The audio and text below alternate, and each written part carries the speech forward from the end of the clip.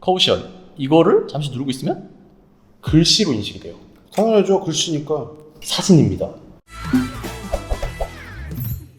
iOS 15에 대해서 오늘 살펴보도록 하겠습니다. 아이폰 12 미니에다가 직접 설치를 해놓은 상태입니다. 사파리 먼저 보여주시죠. 주소창이 상단에 없습니다. 하단으로 옮겨졌어요. 하단으로 감으로써 이점이 생긴 거는 제가 느끼기에는 한 손으로 조작할 때 손이 위까지 안 가도 됩니다. 하단에서 그냥 바로 클릭해서 원하는 거 네이버로 들어가게 되면은 뭐 이렇게 바로 되죠. 이게 더 뭔가 편한데요? 그렇죠. 어떻게 보면은 이게 핸드폰을 잡고 있을 때 손이 보통 하단에 위치하고 있다 보니까 이제 빠르게 접근하기가 좋죠. 하지만 단점으로는 그 하단에 있을 때 조작이 편하기 때문에 대부분의 모바일 웹사이트들이 하단에 메뉴를 놓는 경우가 허다합니다. 헷갈릴 때가 있어요. 이게 잘못 누를 때가. 무슨 말인지 알았어요. 네. 그리고 네. 이거 점 3개가 보이는데 점 네. 3개 뭐죠? 이 점 3개도 이전 버전의 사파리 같은 경우에는 네. 주소창 오른쪽에 세로 고침 버튼이 있었습니다. 그런데 이번에는 그 세로 고침 버튼 대신에 점점점이 있고 이 버튼을 누르게 되면 나중에 읽기라든지 읽기 도구, 뭐 공유나 그 세로 고침 버튼이 메뉴 바에 이렇게 좀 보이는 그런 메뉴들이 옮겨갔네요. 네, 맞습니다. 그죠? 안쪽에 다 몰아넣어서 좀 더 깔끔한 그런 느낌이 되었고요. 그러다 보니까 이제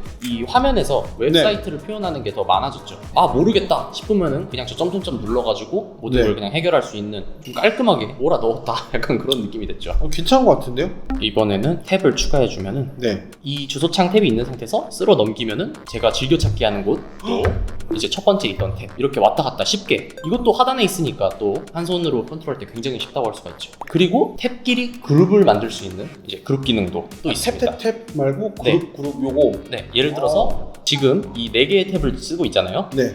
여기를 누르고 새로운 탭 그룹을 만든다고 쳐봅시다. 그러면은 새치라는 그룹이 새로 만들어졌는데, 패치 그룹에 아까 열어놨던 탭이 이렇게 돼 있는 거고, 네. 그럼 요것도 바꿀 수 있겠네요? 그렇죠. 새로운 탭 그룹을 또 만들고 소치 그룹이 되면 새롭게 탭을 만들 수 있는 그런 그룹이 생겨버리죠. 제가 주로 이제 15로 올리고 나서 사파리를 쓸 때 가장 편하게 이용했던 기능은 이것들이고요. 웹 서핑을 하는 데 있어서 좀 더 편의성을 높여주는 그런 업데이트였다고 생각을 합니다. 크롬이 아직까지는 더 편하기 때문에 네. 크롬을 쓸 것 같은데, 네. 얘도 아마 크롬처럼 바뀔 수 있을 거라는 생각이 들고, 바뀌면 저도 아마 이거 쓰지 않을까 싶어요. 그 다음에 날씨. 네, 일단 뭐 날씨 같은 경우에는 한 줄로 말하자면 예뻐졌습니다. 기존에도 사실상 기압이라든지 습도라든지 이런 내용들은 다 제공이 되고 있었는데 15로 올라오게 되면서 지도를 포함하거나 아니면 그래픽들이 많이 추가가 되면서 직관적으로 알 수 있게 되었죠. 지도를 통해서 네. 넓은 영역의 기온, 대기질, 강수량 이런 거 확인할 수 있다고 하는데, 대한민국에서는 강수량은 제공되지 않는다고 합니다. 그건 좀 슬픈 일이네요. 그럼 요거 보려면 아까 그 지도 한번 살짝, 여기서 요거겠죠?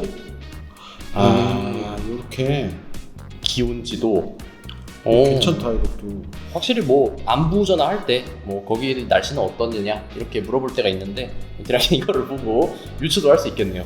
자, 그러면 날씨까지 봤고요. 집중 모드. 일단 이 집중 모드는요, 방해금지 모드를 기반으로 했는데 상황별로, 예를 들면은 잠을 잘 때라든가 업무를 할 때라든가 알림을 안 오게 하고, 앱 같은 경우도 수면 모드일 때는 아무것도 안 울리게, 그리고 업무 모드일 때는 비즈니스적으로 필요한 그런 연락처들한테는 연락이 오게, 그것만 설정을 해두고.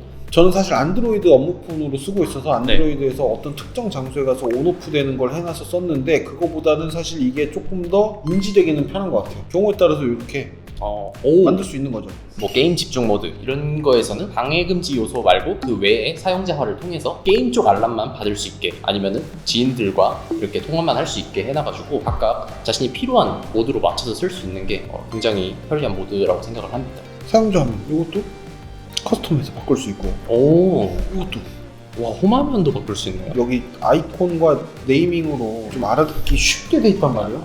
훨씬 편해. 사실 뭐 비행기 모드를 켜고 살았지, 이 15에 올라오고 나서 이렇게 시각화가 더해지니까 좀 더 쓰고 싶은 마음이 생겼네요. 지금 몇 개 쭉 봤거든요. 뭐 좀 특별한 거 있습니까? 좀 신기했던 건 사실 이거였어요. 제가 사진을 찍었었는데 저는 정말 아무 생각 없이 찍었던 탁자에 있는 이 경고문구였습니다. 근데 여기를 보시면은 커우션 이거를 잠시 누르고 있으면 글씨로 인식이 돼요. 당연하죠. 글씨니까. 사진입니다. 메모하기 귀찮을 때 그냥 스캔 뜨듯이 찍은 다음에 그거를 그대로 라이브 텍스트 기능을 이용해서 공유를 할 수 있는, 또는 검색을 해볼 수 있는. 다만 좀 아쉬웠던 게 한글은 안 되더라고요. 그 밖에 특별한 거는 WWDC에서 나왔던 네. 페이스타임. 맞습니다. 언택트 시대가 되다 보니까 네. 이제 애플에서도 그 점유율을 뭐 늘리기 위함인지 페이스타임을 애플 생태계를 벗어나서 예를 들어서 뭐 크롬을 이용해가지고 같이 페이스타임을 즐긴다던가 또 그 안에서 쉐어플레이라고 자기가 지금 보고 있는 영화라든지 음악 이런 것들을 공유해서 같이 듣고 즐기고 경험할 수 있게 하는 게 이번 페이스타임의 좀 가장 강력한 기능이었죠. 여기서 페이스타임을 한다 그러면은 저한테 해서 원래는 요거 누르고 여기서 이렇게 되고 링크를 공유를 할 수가 있다는데 이렇게 해서 페이스타임이 방처럼 돼서 이거 되게 좋은데요?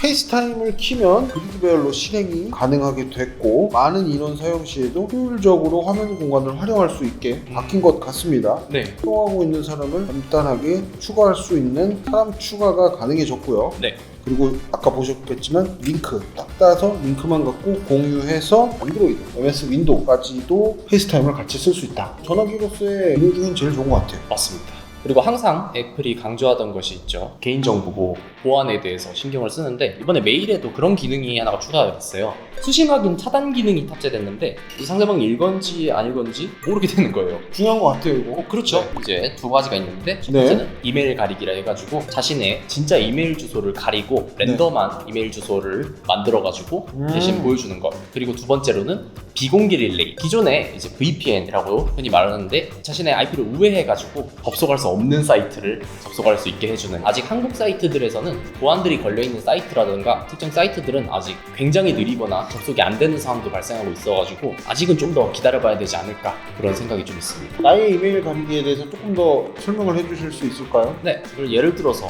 어느 웹사이트에 가입을 할 때 임시 주소를 적어놨다가 그 주소를 통해서 막 스팸들이 날아오고 하면은 이걸 싹 지워버리면 다 날라간다. 네, 그렇죠. 이런 기능도 추가로 사용할 수 있게 됐다는 점이 특징인 것 같습니다. 이렇게 해서 iOS 15 네, 신규 OS에 대해서 한번 살펴봤는데요. 이러나 저러나 아직 베타 버전입니다. 약간 오류나 뭐 이런 게 있겠죠? 맞습니다. 저 같은 경우는 핸드폰으로 주식 거래를 하고 있는데 호환이 잘 안 맞는지 열리지가 않더라고요. 돈 다 날렸나요? 장기 투자가 되지 않을까. 뭐 아직은 개발자 버전이다 보니까 좀 더 기다리셨다가 나아지는 방향을 보시고 정식으로 올라오면 그때 한번 올리시는 거 굉장히 추천합니다. 앞으로 더 기능들이 올라오고 하면은 추가로 녹화를 해가지고 알려드리도록 하겠습니다. 네, 오늘 준비한 아이폰 베타 소개는 여기까지였고요. 좋아요, 댓글 구독, 조댓구 부탁드립니다.